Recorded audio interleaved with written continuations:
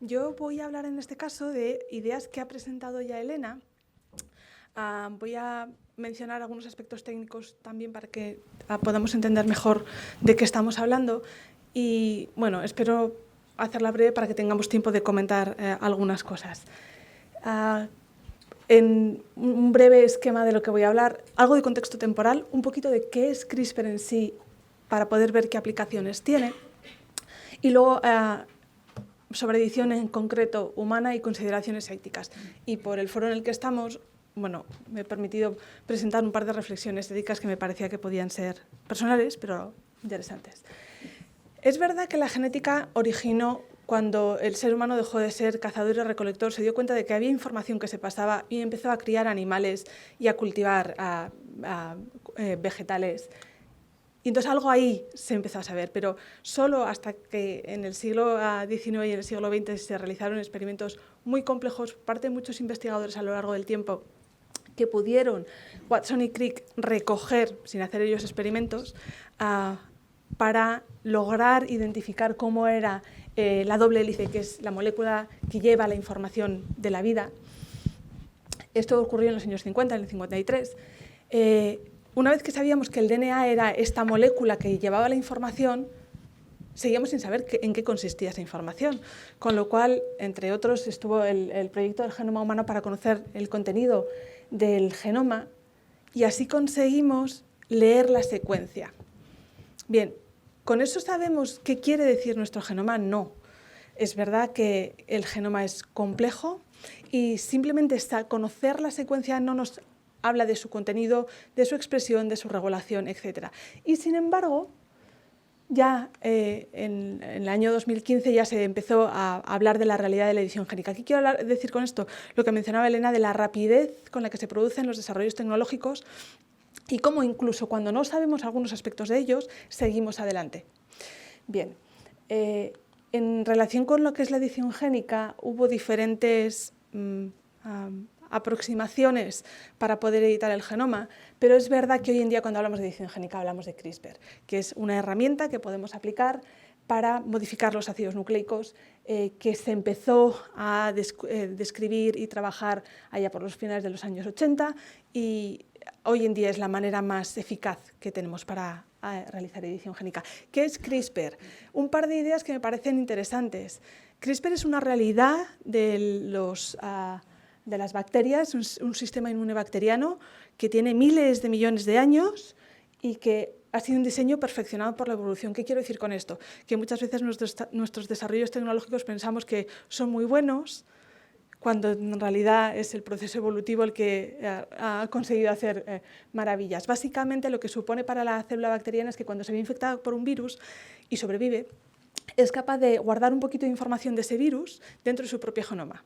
De manera que si vuelve a ser infectada, expresa esta región y junta ese trozo del genoma del virus con una proteína, que es una proteasa, una nucleasa que degrada, y si vuelve a entrar el virus, lo identifica de manera específica y corta su genoma y para la infección. Por eso hablamos de que es un sistema inmune bacteriano. Básicamente es específico porque depende de secuencia y tiene una enzima que produce la acción. Vale, esto se consiguió a base de investigación, eso que se suele llamar básica, que en realidad a mí me parece que es fundamental, que era el nombre que recibí antes. Si no tenemos este tipo de investigaciones no podremos tener avances tecnológicos aplicados. ¿Y qué pasó después? Que Jennifer Doudna y Emmanuel Charpentier se dieron cuenta de las aplicaciones biotecnológicas que podría tener este sistema y es por eso que recibieron el premio Nobel en 2020. Se dieron cuenta de que es un sistema programable, que nosotros como científicos podemos decidir qué DNA queremos modificar de manera muy específica porque es dependiente de secuencia y es un sistema relativamente sencillo porque es eso, un RNA con la proteína que hoy en día podemos generar proteínas recombinantes con mucha facilidad y por eso podemos utilizarlo como una herramienta biotecnológica muy, muy potente. Bien, ¿cómo funciona muy brevemente? ¿Cómo funciona CRISPR? Como el sistema lleva un RNA, una secuencia determinada, podemos encontrar dentro del genoma la localización específica que es complementaria a esa zona. Entonces, de manera muy afinada, totalmente específica, dependiente de secuencia, podemos realizar un corte con la enzima Y caben ahí diferentes posibilidades. En los primeros experimentos lo que se hizo fue añadir al sistema que se estaba utilizando un DNA exógeno que procuraba que se produjera una recombinación y así se cambiaba la secuencia. Esto nos permitía editarlo de manera específica porque es dependiente de secuencia, no en cualquier sitio de nuestro genoma. Y abundando en esta idea de cómo ha sido de rápido el desarrollo de las herramientas CRISPR, en las primeras había corte y recombinación con otra secuencia que nosotros añadiéramos. Hoy en día tenemos la proteína que corta unida con otro tipo de proteínas que pueden realizar cambios en una sola base, que es algo complejo de conseguir. Fue el siguiente paso. Ya para 2019, la proteína que corta se unió a otra proteína que es una retrotranscriptasa, de manera que podemos hacer nuestro RNA un poquito más largo y añadir información de manera que la proteína lo que consiga sea reescribir una zona de la secuencia. Y por último, el año pasado, otros dos investigadores unieron la proteína con otro tipo de proteína que lo que permite es insertar secuencias grandes. Entonces, hemos pasado en muy poquito tiempo de cortar y poder modificar por homología a poder reescribir e incluso insertar o delecionar trozos importantes del genoma. Vale, estas aproximaciones, dos ideas. Primero, se desarrollan in vitro, las desarrollamos en el laboratorio, conllevan procesos de investigación muy, muy complejos. No pensemos que esto funciona. Decimos que cuando estamos en el laboratorio decimos que CRISPR funciona muy bien, porque realmente es específico, porque depende de secuencia. Y es un sistema relativamente sencillo porque necesitas la proteína que corta, un RNA que te diga dónde quieres cortar y no tiene grandes complicaciones. No funciona perfecto, evidentemente. Tiene, por un lado, se pueden realizar cambios que no son los que nosotros deseábamos. En el sitio donde estamos intentando modificar la secuencia puede que no lo consigamos como nosotros queremos. Al mismo tiempo, puede producir cambios en otras zonas del genoma. Aunque damos especificidad a base de una secuencia, el proceso no es perfecto. Y es un proceso que tiene una eficiencia relativamente baja. Por eso, cuando nosotros realizamos estos experimentos, hacemos experimentos in vitro en el que hacemos los cambios en líneas celulares, donde tenemos muchísima cantidad de células, podemos hacer pruebas con esas células para ver si el efecto era el adecuado. Si solo un porcentaje, en torno a un 1% o un 10% de las células tienen el cambio, podemos identificar cuáles son, podemos seleccionar cuáles son. Pero todas estas tecnologías se pueden y se están llevando a otros campos de la biomedicina o de la biotecnología y tenemos que darnos cuenta de que esos procesos, desarrollos científicos no son perfectos, porque a veces nos ofrecen los productos de la tecnología sin contarnos todo el proceso intermedio de desarrollo y las dificultades que conlleva. Bien, ¿qué aplicaciones tiene CRISPR? Todas.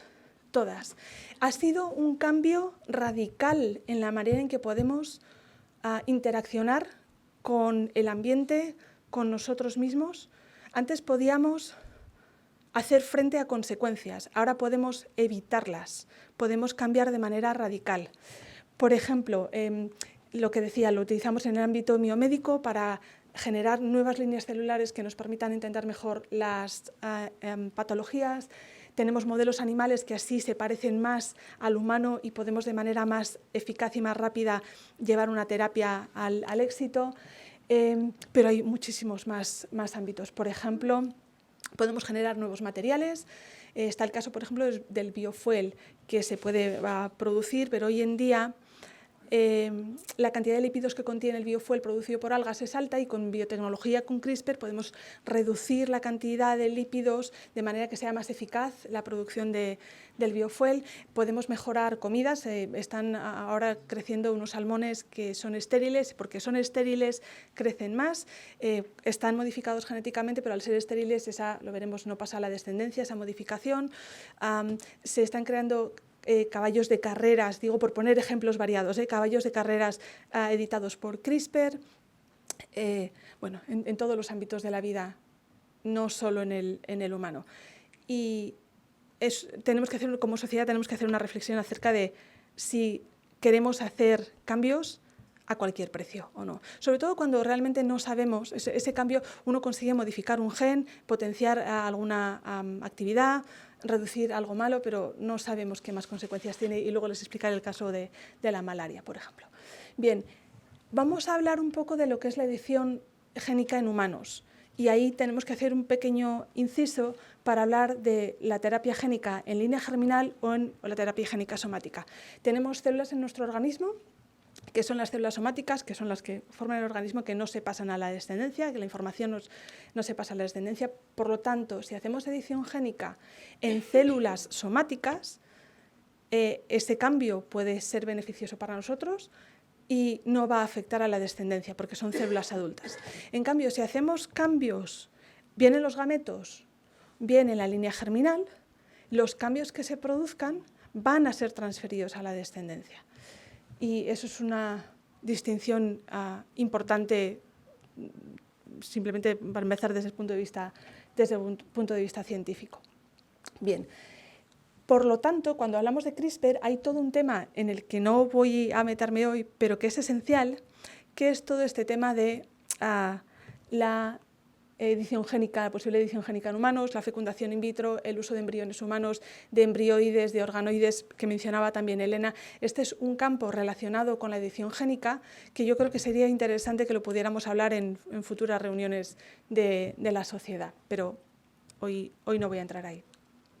¿Qué se hace hoy en día con CRISPR? Hoy en día tenemos estudios clínicos que permiten la edición del genoma humano en células somáticas con fines terapéuticos que están funcionando bien, están en diversas fases de desarrollo científico, pero bueno, podemos tener tratamiento para enfermedades hematológicas, por ejemplo, la anemia falciforme, que es una patología que está asociada a una mutación concreta, en una posición concreta en el gen de la hemoglobina, y por edición génica del paciente se pueden extraer células madre de la sangre, en esas células madre de la sangre realizar la edición génica con CRISPR y otra vez insertarlas en el paciente, de manera que ve recuperada la función de esa hemoglobina y deja de padecer esa enfermedad. También muy importante las aproximaciones al cáncer que se están haciendo con terapia génica, porque de nuevo podemos obtener células sanguíneas y diseñarlas, editarlas para que reconozcan mejor las células cancerígenas y sea el propio sistema inmunitario del paciente el que luche contra el cáncer. También muy importante, y especialmente ante la falta de antibióticos que tenemos hoy en día, para luchar contra las infecciones crónicas, precisamente haciendo lo que hacía CRISPR inicialmente en bacterias, que se deshacía de virus, pues nosotros podemos utilizar el sistema CRISPR para eliminar infecciones crónicas de pacientes, degradando simplemente el genoma de las bacterias que están presentes. Y luego se empieza ahora a trabajar con enfermedades más complejas en las que la base genética todavía es importante, igual no una mutación como inicialmente, pero en las que hay un componente genético importante. Enfermedades como enfermedades cardiovasculares en las que puede haber una alteración de los lípidos que conlleva esta enfermedad cardiovascular, en procesos de diabetes, enfermedades más del interior de la célula como por plegamiento de proteínas. Entonces, es verdad que existen ya estudios clínicos sobre edición génica somática. Bien, de ahí que empiece a hablarse en la sociedad, aunque a mí me parece que CRISPR o la edición génica todavía no es algo que discutamos en nuestra casa habitualmente, la gente empieza a pedirlo. Y en los medios se empieza a plantear CRISPR como una solución rápida, eficaz, sencilla, que nos permite evitar enfermedades y que nos permite mejorar incluso capacidades. Y como es una realidad que está en la sociedad, esto se pide. Y igual soy un poco más pesimista que Elena en ese sentido, aunque haya legislaciones, que lo voy a mencionar brevemente, que indiquen qué podemos hacer y qué no. Cuando hay una necesidad o se crea una necesidad, habrá quien la cumpla. Y en ese sentido yo no soy particularmente optimista de qué uso vamos a tener acerca de CRISPR. Porque en el ámbito científico la edición génica es importante y se está ya funcionando al respecto. Ha habido 3 cumbres sobre la edición génica humana. La primera fue en 2015 porque ya aparecieron las herramientas y empezaban a utilizarse o se veía la posibilidad de uso en células humanas. Entonces se veía todo el rango de aplicaciones que podía tener CRISPR y los ámbitos en los que se podía utilizar, tanto en investigación básica o preclínica o uso somático, por ejemplo, para tratamiento de enfermedades o uso en la línea germinal. En 2018, y ahora hablaremos un poco más, tuvo lugar la segunda cumbre. Ahí hablaban en general de las posibles aplicaciones que había en edición humana, de las posibles perspectivas religiosas o filosóficas que tenían, de qué se iba a hacer con respecto a la regulación, qué veían adecuado sobre edición en línea germinal. Se hablaba también de la participación de la sociedad y de los gobiernos a la hora de legislar y de decidir qué se quería hacer. Y volveré a esta sesión. Y luego, hace unos meses, en marzo de 2023, tuvo lugar la tercera cumbre. Se retrasó por el COVID y por eso tuvo lugar en vez de en 2021, en 2023. Y una de las ideas que se mencionaban en esa cumbre era el acceso ético a la edición génica, la posibilidad de un acceso justo a las posibilidades de la edición génica. Está pequeñito aquí, pero en la Academia Nacional de las Ciencias están los vídeos de las tres cumbres. Bien, en 2018, cuando estaban presentando las novedades, cómo se iba a implementar CRISPR en línea germinal, etc., el investigador He-Jian Cui presentó datos que tenía de investigaciones que estaba llevando a cabo con embriones humanos y habló de que habían nacido las primeras personas nacidas ya con una edición genética. Estas niñas se llaman Lulu Nana, no se sabe si son realmente sus nombres o no. Hay también un tercer bebé nacido posteriormente después de esta reunión, y el objetivo de He-Jian Cui, eso presentaba él en su comunicación, era eliminar el gen CCR5, que es el gen al que la proteína a la que se une el virus del VIH para entrar dentro de la célula. Entonces, como medida preventiva para evitar la transmisión de VIH en estos bebés, eliminó o hizo una mutación en el gen CCR5. Ahora lo cuento. Y decía que él había verificado por secuenciación que solo ese gen había sido afectado, lo cual no es cierto y no hay una publicación que lo refrende.